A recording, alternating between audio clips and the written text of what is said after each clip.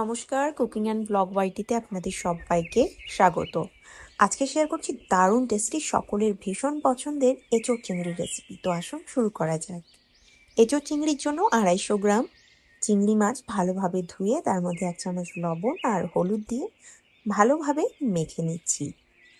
তারপর এটা 10-15 মিনিটের জন্য সাইডে রেখে দেব। এরই সাথে লাগছে এঁচোড়। এখানে 500 গ্রাম এঁচোড় ভালোভাবে ধুয়ে কড়াইতে নিয়েছি। তারই সাথে 3টে মিডিয়াম সাইজের আলুকে বড় বড় টুকরো করে কেটে যোগ করে দিয়েছি। এবার অল্প জল, লবণ, হলুদ দিয়ে এঁচোড় আর আলুটাকে 5-7 মিনিটের জন্য মিডিয়াম হাই ফ্লেমে সেদ্ধ করে নেব।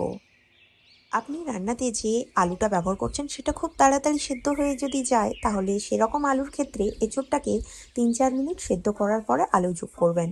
তো এগুলো সেদ্ধ হয়ে গেছে, এবার এদের জল ছাড়িয়ে নেব। এবার একটা কড়াইতে পরিমাণ মতন সর্ষের তেল গরম করে নিয়ে সেদ্ধ করে নেওয়া আলুটাকে দিয়ে দিচ্ছি। আলুটা সোনালি কালার হয়ে যাওয়া পর্যন্ত একটু মিডিয়াম হাই ফ্লেমে ভেজে তুলে নিচ্ছি। ওই তেলেই লবণ হলুদ মাখিয়ে রাখা চিংড়ি মাছগুলো দিয়ে দিলাম। আর চিংড়ি মাছ ভাজতে কিন্তু খুব বেশি সময় লাগবে না। লো টু মিডিয়াম ফ্লেমে আমি মিনিট 2 সময় ধরে চিংড়ি মাছকে ভেজে তুলে নিচ্ছি। চিংড়ি মাছ খুব বেশি সময় ধরে ভাজবেন না, এতে কিন্তু চিংড়ি মাছ একটা রাবারের মতন হয়ে যায়। তা সেক্ষেত্রে কিন্তু চিংড়ি মাছের টেস্টটা ভালো থাকে না, অতটা ভালো থাকে না।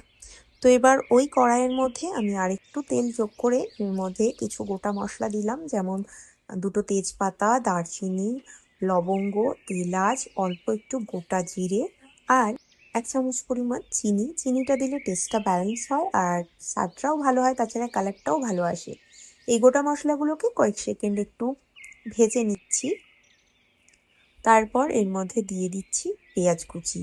এখানে 2টো মিডিয়াম সাইজের পেঁয়াজ কুচি নিয়েছি, তার সাথে অল্প লবণ দিয়ে পেঁয়াজ কুচিটা সোনালি কালার হয়ে যাওয়া পর্যন্ত ভেজে নিলাম। এরই সাথে দিয়ে দিচ্ছি আদা রসুন বাটা। এখানে আমি 1.5 চামচ পরিমাণ আদা রসুন বাটা ব্যবহার করেছি। আদা রসুনটা একটু পেঁয়াজের সাথে কষিয়ে নিচ্ছি, যাতে করে কাঁচা গন্ধটা চলে যায়। তারপর এর মধ্যে দিয়ে দিচ্ছি এক এক করে গুঁড়ো মশলা। প্রথমে দিচ্ছি হলুদ গুঁড়ো, জিরে গুঁড়ো, ধনে গুঁড়ো আর লাল লঙ্কার গুঁড়ো। যেমন ঝাল চান সেই হিসাবে লাল লঙ্কার গুঁড়োটা দেবেন। তারপর কালারের জন্য অল্প একটু কাশ্মীরি লাল লঙ্কার গুঁড়ো দিলাম, এটা জাস্ট কালারের জন্য। তারই সাথে স্বাদ মতন লবণ যোগ করে গুঁড়ো মশলাগুলোকে একটু মিশিয়ে নিচ্ছি। এবার এর মধ্যে যোগ করে দেব টমেটো বাটা।